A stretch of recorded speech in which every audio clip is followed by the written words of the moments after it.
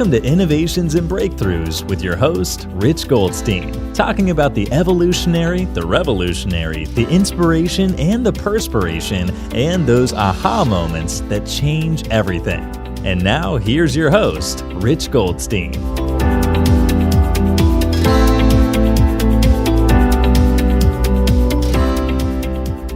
Rich Goldstein here, host of the Innovations and Breakthroughs podcast, where I feature top leaders and the path they took to create change.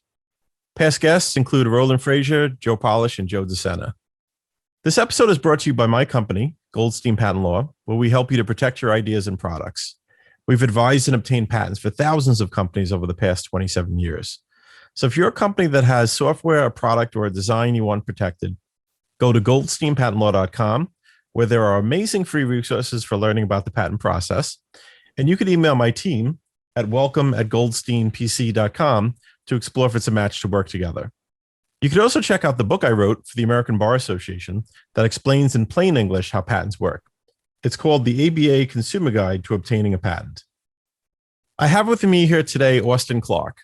Austin is the CEO of Moxie Pest Control of Arizona.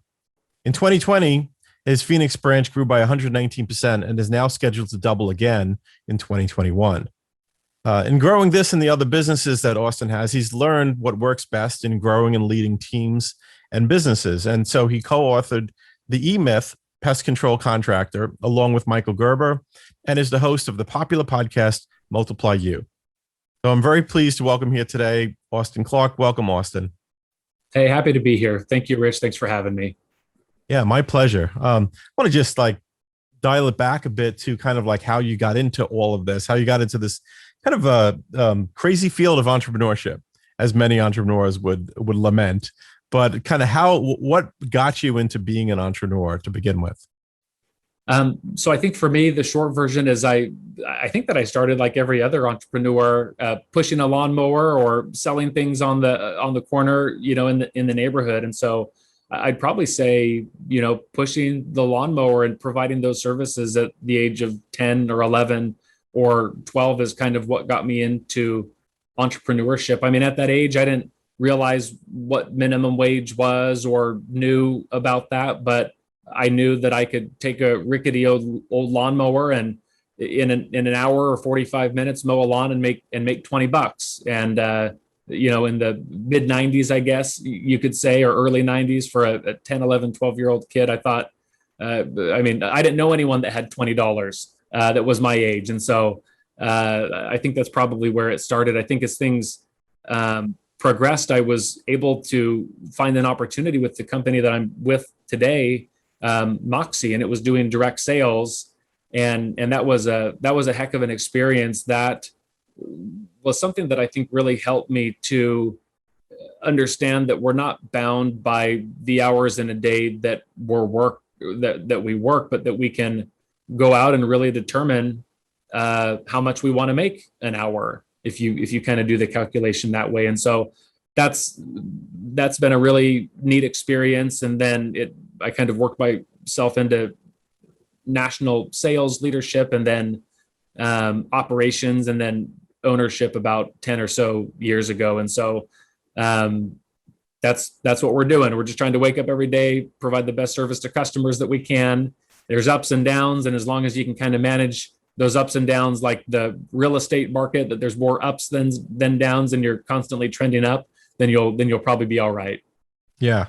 Yeah. Very interesting. Very interesting.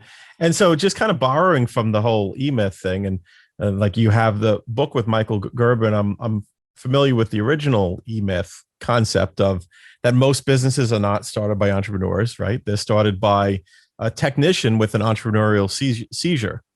So in this case, that would be someone who, you mentioned kind of like, delivering papers or selling things as like a kid. That's like what a technician with an entrepreneurial seizure is, right? You're providing the business, you're fulfilling on it. You're the salesperson. You're the one who's doing whatever the work is of providing the service. And then kind of like when you got into pest control, you were working in sales, right? So you didn't start out as the technician, you started out in sales.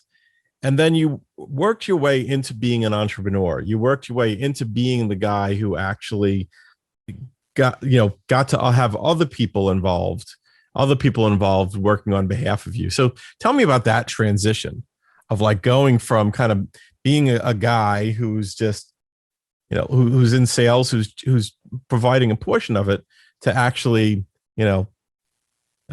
growing it into a place where you're working and managing other people.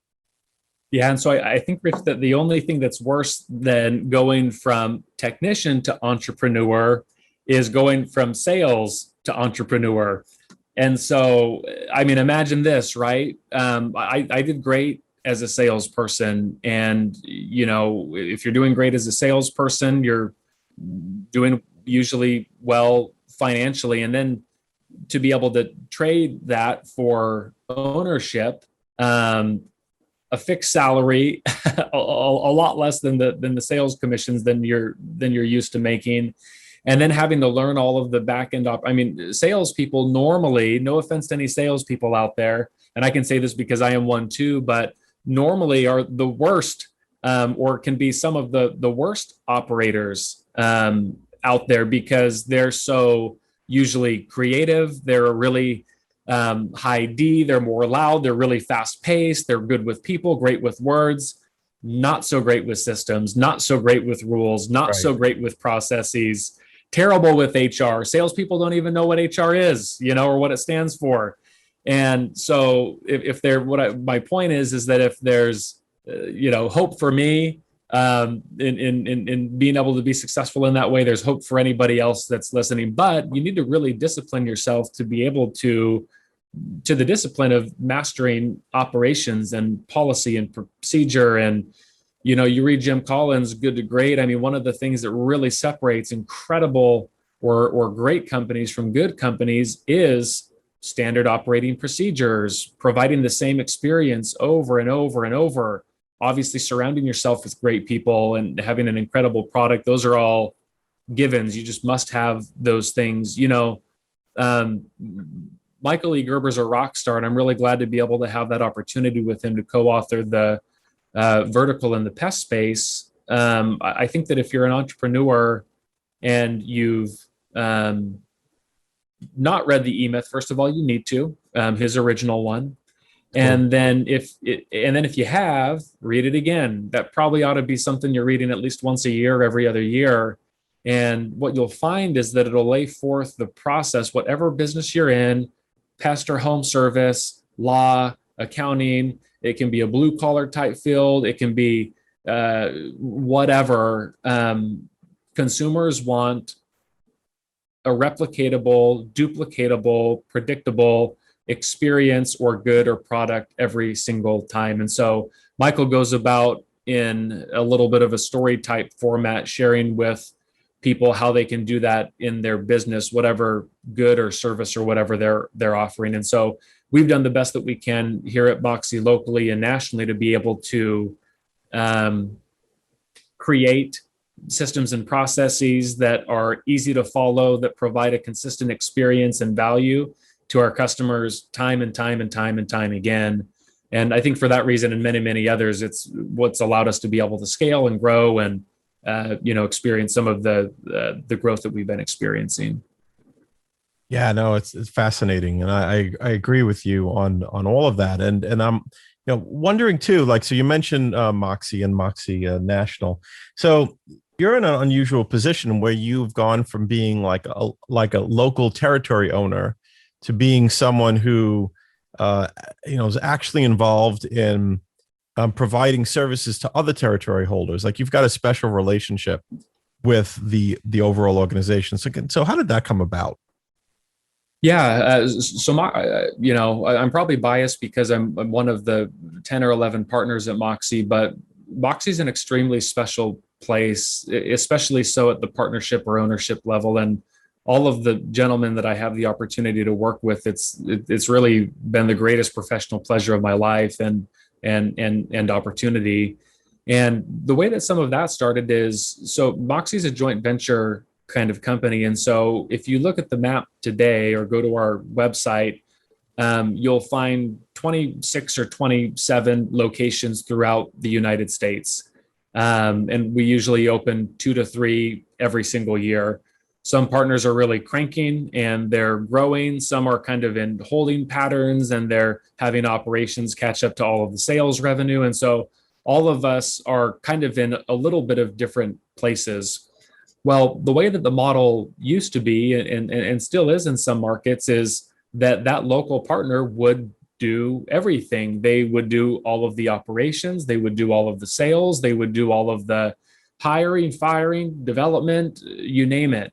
And a few years ago, I need to probably back up even more, probably 6 or 7 years ago, if you can imagine the worst entrepreneur, the worst business owner in the world and multiply that by 10, you would have me. In fact, I think I even won some awards from Guinness for being the worst business owner of the year a few years back. And that bothered me. That bothered me a lot. I really didn't win those awards. I'm joking about that, but it bothered me to not be incredible at what I was doing because previously I was. And so a few of us that were here, we got together and we said, hey, we're going to fix this. And we did. And we got really into operations and systems and processes and duplicatable experiences for our clients and for our customers. And as we did that, some of the other partners said, hey, Austin, you seem to have figured out some of the operational aspect of the pest control business or home service space. Do you think that while you grow our company, or while we grow our companies and scale them, you could kind of run the back end for us? And we kind of thought about that and said, yeah, I think that we could.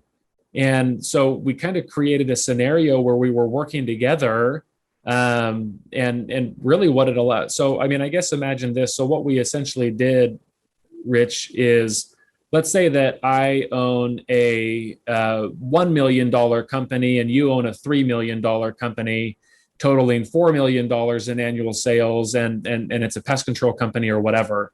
Well, what that allowed us to do is to reduce the total shared cost of the operation, because now, you know, with $1 million company, my budget is such that I can only afford this kind of service person, this kind of office person, this kind of COO, this kind of, but now that it's a larger company, there's more of a budget.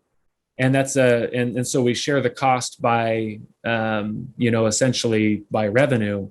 And then we have a management fee piece on top of that we then directly take and put back into the pest company here locally to be able to scale it and grow it. And so it's, people talk about competitive advantages and unfair advantages. It really truly is an unfair advantage. Maybe there's other either home service companies or pest companies that have other companies that they're taking the profit from and putting it back into their main company. But it's what's allowed us to double revenues the last 2-3 years now. We'll do it again this year. I don't think that we'll do it next year. I sure hope not. That it's a lot of growing, but it's what's allowed us to do that without taking additional notes or debt or anything like that. And so that's how that came about. And fast forward to today, I think that we control or have the opportunity to provide support and control about 33% of the operations nationally for Moxie. And so if you're a customer or a service person or a direct sales person in either San Diego, Orange County, Riverside County, Tucson, Phoenix, Cincinnati, or Columbus, all of that workflow flows through our center here in Phoenix. Mm-hmm. Got it. Cool. Well, I mean, I'm fascinated though by that model. It's like you're able to bring on a team of people that a smaller business couldn't necessarily afford, and you are sharing the expense according to revenue. To me, that's fascinating. I've never heard of that model before, but I imagine it's got to work really well. I mean, there are a lot of people that I would like to hire, but I don't need a full-time person doing that. And, like it would be great to have a full-time video editor, and sure, on team. But like, if I could share that with a few other businesses and we do it by revenue, that just makes a lot of sense. Yeah. Yep. That's kind of what we've done in-house. Yeah. Maybe not the best example, but that's but yeah, I imagine that's really fascinating. So now you've been doubling the revenue for the last few years, but what about profitability? How is profitability tracked as you've been expanding and doubling revenue? Yeah, so I think that, anyone that's scaled a business or is growing a business, I think that that doing that totally sucks cash, specifically profit. And so profitability, as we've been doubling in size, it's profitability has been low, and that's by design. One, to make sure really every dollar that we're spending is reinvested back into the company. I mean, after people are paid and salaries and wages and those sorts of things. And so really we're just on a path to be able to say, hey, when we either get to a place or we're not doubling in size every single year, profitability will come up to either average or hopefully above average for the industry. And so it's kind of like, I don't know if you've heard, Rich, the story, or if any of your listeners have, but they did a study years ago with some children and they put cupcakes in front of them. Have you heard this one before? And so they had the sample size and they put one cupcake in front of each child. And they said, hey, so here's this cupcake now. You're free to eat it now if you'd like. But if you wait 5 minutes, we'll give you 2 cupcakes. And so some of the kids said, I'm good. I'm eating this thing right now. And they did. Some of them waited and they got 2 cupcakes. And so we're taking a little bit off the table each year, not tons, but we're most of us are young here and are interested in scaling something great right now rather than pulling tons of money off the table. Got it. And you left one thing off that description of the study, and that is that the kids that were willing to delay the gratification are ones that turned out to be very successful down the road. And so, it's an important piece, because it's like, I think the point you're making is that if you're able to delay that kind of reward of the profitability, you can benefit that much more down the road. So you can double your cupcake take. And that's the most important piece of that study. And thank you so much for sharing that, because discipline's important. We see so many men or women that have great big goals, but their appetite robs them of their will. And that's tragic. It's a tragedy. Yeah, absolutely. And I guess speaking of people, right? Like, and the kind of the psychology that impacts how people behave as they're running businesses and actually as they're operating businesses. I mean, we have the whole topic of leadership then, right? So, which is all about people. And I mean, what are you've grown some teams over there, and like, what are some of your secrets to leadership and leading people? Sure. I think when I was young, so I'm 36 years old. And, I think when I was younger, I still feel really, really young. But when I first started the business, I would often find myself saying, either out loud or to myself, I can't believe this is happening, or I can't believe I just had that conversation, or, whatever with an employee. And now I don't say that anymore, because I feel like I've seen it all, heard it all, and it's just fascinating human behavior and human psychology. And so, I mean, as it relates to shaping behavior or perhaps leadership, I think that leading with questions is really, really important. Our mutual friend Howard, he's really good at that, Howard Shore. And it's often, the questions behind the questions. And so I think if you can begin with the end in mind and say, okay, this is what's happening, but what is the behavior that I'm wanting to influence? You can kind of devise a plan or make a path to be able to do that. So, for example, at the most rudimentary level, if you've got issues with frontline employees that are habitually clocking in late, well, how do you correct that? I mean, there's lots of courses of action. In fact, an infinite amount of courses that you could take. If someone clocks in the next day a minute late, do you fire them? I mean, I guess you could. That's probably not the greatest thing to do.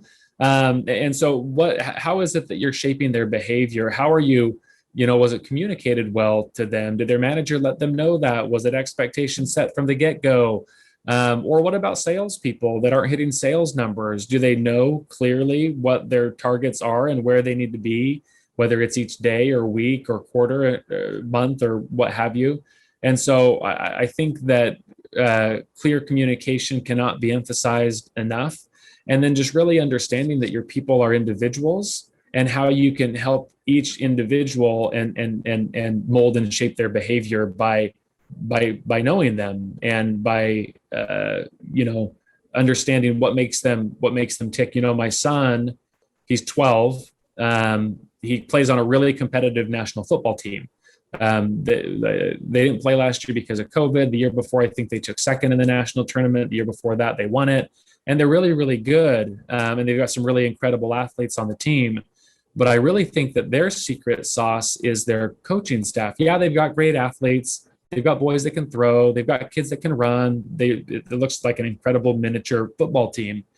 But their coaching staff is such that they know each one of the boys. And what I mean by that is they know that they can yell at this kid, and that's what motivates him. They know that they need to put their arm around this boy, and that's what motivates him. They know that this person needs words of affirmation or encouragement. And so really getting to know your people, because if you yell at the wrong boy or put your arm around the wrong boy or encourage the wrong boy, that could have a totally different and negative effect. And so knowing your people, understanding what you're wanting to achieve, patching them into being part of solving the problem, I think will go a really, really long ways. Yeah, that's great. And and speaking of your people and your team, like, how do you find the best people? How do you find the best people to join your team? We're still working on that. And that's no slight to any of our 100+ staff that's here. They are incredible. All of our employees I care a lot about. Their development is important to me.